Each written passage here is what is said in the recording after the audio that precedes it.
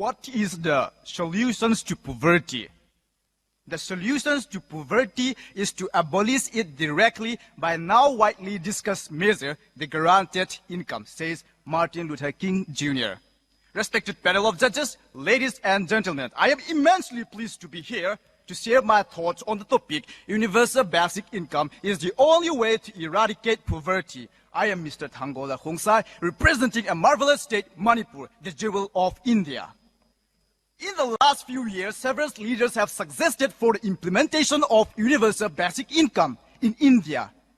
And the idea got strengthened after the economic survey of 2016-17 that suggested for the implementation of universal basic income, mainly as an alternative to replace several social welfare schemes, mainly to reduce the poverty in India.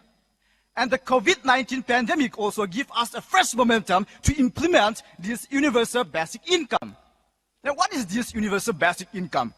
It is a scheme that ensure the government to provide a certain amount of money to the citizens of the county or the states, irrespective of their income, resources, or their employment status, mainly to meet their basic needs. Okay, let us talk about some of the goals. To ensure freedoms and dignity, to eradicate poverty, and also to ensure equality among the citizens.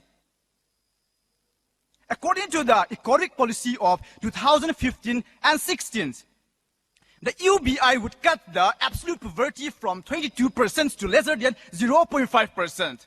The economic expert also believed that it would lead to improvement in the mental health, education, and also quality of life and reduce crime.